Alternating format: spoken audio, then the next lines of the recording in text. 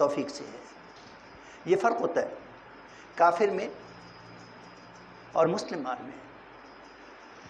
جو صاحب تقوی شخص ہے، جو صاحب تقوی شخص ہے، وہ اپنی ہر اچھائی کی نسبت اپنے رب کی طرف کرتا ہے،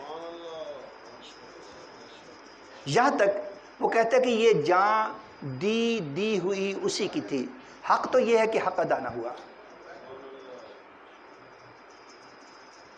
اور جو غیر تربیت یافتہ شخص ہوتا ہے وہ اچھائیوں کو اپنی طرف منسوب کرتا ہے، اور اگر کوئی ناپسندیدہ بات ہو وہ کہتا ہے جی ساڑھے مقدر ہی ایسے سن۔ اور بھائی ہر اچھائی رب کی طرف سے ہے، رب کریم کسی کا برا نہیں چاہتا، اور مزے کی بات یہ ہے کہ رب کسی کو گمراہ بھی نہیں کرتا بلکہ گمراہ ہونے دیتا ہے۔ یاد رکھیے ہمارے ہاں یہ کانسیپٹ ہے کہ رب ہی ہدایت دیتا ہے اور رب ہی گمراہ کرتا ہے۔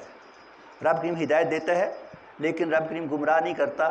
ہاں اگر کوئی بدبخت اپنی بدبختی کی وجہ سے راہ ہدایت کو جان بوجھ کر چھوڑتا ہے اور بدی کو، برائی کو جان بوجھ کر اختیار کرتا ہے تو ایک وقت آتا ہے کہ جب رب کریم اس کو ڈھیل دے دیتا ہے کہ جا پھر۔ تو فرمایا کہ اولم یعلم ان اللہ قد اہلک من قبلہ من القرون من هو اشد منہ واکثر جمعا، کیا اس کے یہ بات اس کے علم میں نہیں تھی کہ اس سے پہلے اللہ رب الکریم نے کتنے ہی لوگوں کو، کتنی قوموں کو، کتنے قبائل کو، کتنے گروہوں کو ان کے کرتوتوں کی وجہ سے تباہ کر دیا، جو مال و اسباب میں اور تعداد میں ان سے زیادہ تھے۔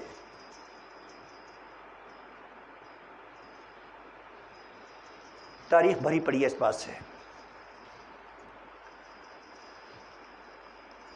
حق پرست اگر تھوڑے بھی ہوں تو رب کائنات کی طرف سے ان کی مدد ہوتی ہے۔ فضائے بدر پیدا کر، فرشتے تیری نصرت کو اتر سکتے ہیں گردوں سے قطار اندر قطار اب بھی۔ اگر حق و باطل کا معرکہ ہو تو صاحبان ایمان خالصتاً اللہ کی رضا کے لیے قتال کرتے ہیں۔ الذین آمنوا یقاتلون فی سبیل اللہ،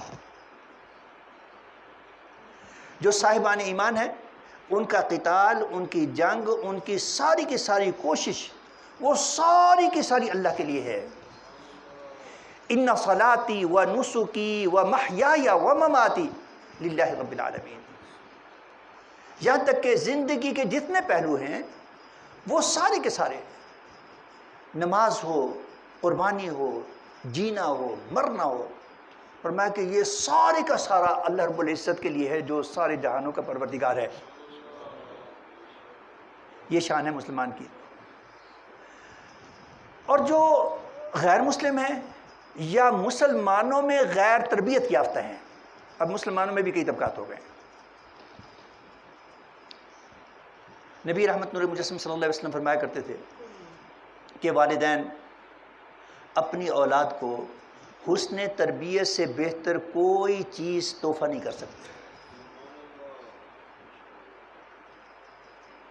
تربیت جو ہے وہ تعلیم سے بہت اہم ہے، بہت اہم ہے، بہت ہی اہم ہے۔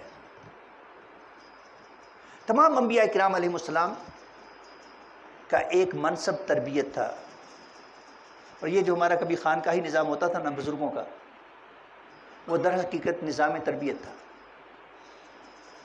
ہمارا جو ایجوکیشن سسٹم تھا کبھی اس کو تعلیم و تربیت کہا جاتا تھا، اب مدت ہوئی ہے یار کو مہما کیے ہوئے، جن کے آگے ہاتھ پھیلاتے ہیں نا، جن کے سامنے گداگری کرتے ہیں، وہ صرف پیسہ نہیں دیتے، ساتھ اپنا سسٹم بھی دیتے ہیں، مجبور کرتے ہیں کہ ان کے سسٹم کے مطابق ہی کام کیا جائے، اور ان کے سسٹم میں تربیت کا کوئی ایلیمنٹ نہیں ہے۔ وہ تربیت جو قرآن و سنت کے زمرے میں آتی ہو. تو تاریخ عالم اس بات پر گواہ ہے کہ جتنی بڑی بڑی اقوام تھی، جب انہوں نے رب کریم کی نافرمانی کر کے شیطان کو اپنا راہبر و رہنما بنایا اور پھر مال و اسباب کو اللہ رب الکریم کی رضا کی بجائے محض نفس کی خوشی کے لیے شیطان کی شیطنت اور نفس کی خباستوں پر اس کو خرچ کیا، پھر آہستہ آہستہ وہ تباہی و بربادی کا شکار ہو گئے. اور ایک وقت آیا کہ ان کی داستان تک نہ رہی داستانوں میں. ایسے ایسے لوگ رہیں تاریخ میں، ایسے ایسے لوگ رہیں کہ آج بھی ماڈرن جو ہماری سائنس کی دنیا نا، آج کی ماڈرن سائنس کی دنیا میں بھی ان کے جو معاملات ہیں نا، وہ عجوبے کی حیثیت رکھتے ہیں آج بھی.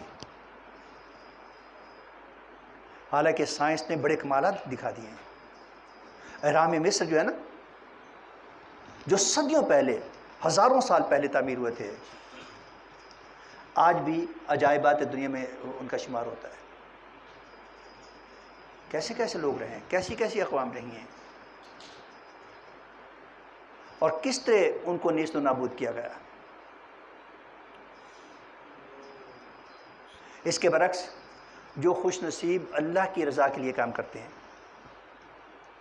انہیں کوئی فکر نہیں ہوتا. مجھے یاد پڑتا ہے ایک مسلم اسکالر تھے، یہ کوئی 2-2.5 دہائیوں پہلے کی بات ہے، 20-25 سال پہلے کی. مغرب میں گئے تو ایک اسٹوڈنٹ نے ان سے کہا جی مجھے الگ سے آپ سے ٹائم چاہیے. جی آئیے جی بیٹھیں. یہ آپ نے کیا وتیرہ بنایا ہوا ہے؟ آپ جو کچھ کرتے ہیں آخرت کے لیے، آخرت کے لیے، آخرت کے لیے، آخرت کے لیے. فرض کریں کہ آخرت ہوئی نہیں تو پھر کیا ہوگا؟ وہ ہنس پڑے. پھر کیا ہونا ہے؟ ٹھیک ہے جی، ہم فرض کر لیتے ہیں کہ آخرت نہیں ہے، تو ایک صاحب ایمان کو کیا نقصان ہوا؟ صاحب ایمان نے کیا کیا ہے؟ صاحب ایمان نے کیا ہے؟ کیا اس نے کھانا چھوڑا ہے؟ کیا اس نے پینا چھوڑا ہے؟ کیا اس نے رہائش چھوڑی ہے؟ کیا چھوڑا ہے اس نے؟ اس کے سارے کے سارے معاملات ہیں. ہاں، اس نے اپنے معاملات کو اللہ کی رضا اور نبی رحمت صلی اللہ علیہ وسلم کی اتباع میں اختیار کیا ہے. حلال و حرام کی تمیز کی ہے. اس نے اپنے رب کی عبادت کی ہے. اور پھر سائنٹیفک وے میں جتنی عبادات ہیں مسلمانوں کی، ان میں کسی میں نقصان نہیں ہے، بلکہ فائدے ہی فائدے ہیں. ہم نہیں کرتے تو الگ بات ہے، لیکن ہمارے بچوں کو آج بھی یہ پڑھایا جاتا ہے early to bed early to rise. میں نے ایک مسئلہ کہا ہے، آپ میں سے بیشتر لوگوں نے ذہن میں دوسرا دوہرا لیا ہوگا. تو یہ کیا ہے؟ نبی رحمت نور مجسم صلی اللہ علیہ وسلم نے پسند فرمایا اس بات کو کہ نماز عشاء کے بعد زیادہ دیر ادھر ادھر کی نہ کی جائے، سو جاؤ. آقا علیہ الصلوۃ والسلام کی پوری حیات طیبہ میں چند ایک واقعات کو چھوڑ کر کہیں بھی یہ رواج نہیں ملتا کہ آپ نے نماز عشاء کے بعد بڑی بڑی محفلیں کی ہوں. Not at all. ہاں، آپ ارلی ٹو رائز کا معاملہ کرتے تھے، جس قدر جلد ہوتا اٹھ جاتے. اب سائنس یہ کہتی ہے کہ انسان کے اندر اللہ رب الکریم نے جو سائنٹیفک ایک سسٹم رکھا ہوا ہے، اس کے اندر یہ جو پوری کائنات، ہر وجود کے اندر ایک کائنات ہے، اس کے اندر ریپیئرنگ سسٹم ہے. ہر انسان کے اندر، اس کے اندر اللہ تبارک و تعالی نے قوت مدافعت رکھی ہوئی ہے. اگر ویئر ٹیئر ہوتی ہے، کوئی توڑ پھوڑ ہوتی ہے، تو اس کی اصلاح کا سسٹم بھی رکھا ہوا ہے، اور اس کی اصلاح کا سسٹم یوں سمجھ لیجئے کہ نماز عشاء کے فوراً بعد شروع ہو جاتا ہے،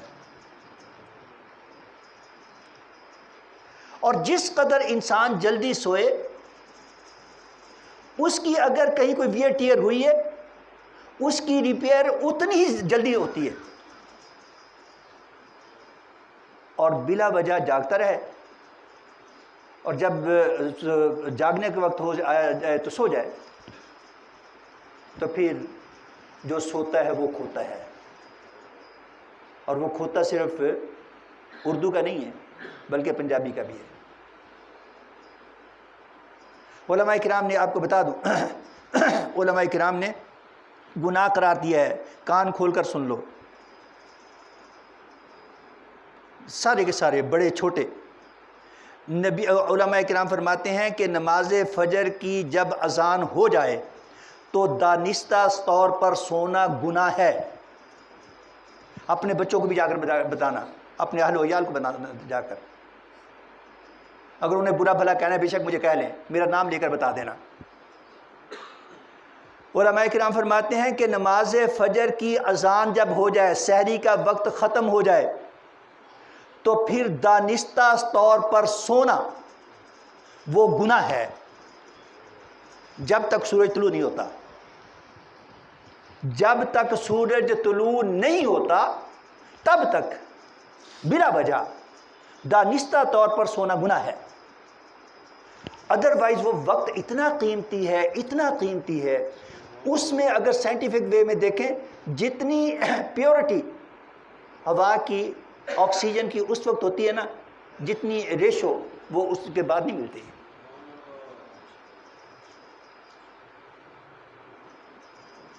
تو جتنی بڑی اقوام تھی، قارون سمیت، دھن سادی گئی زمین میں، کسی کے پر خچے اڑا دیے گئے، کسی پر ہوا چلی ان کے جسم ہی پھٹ گئے،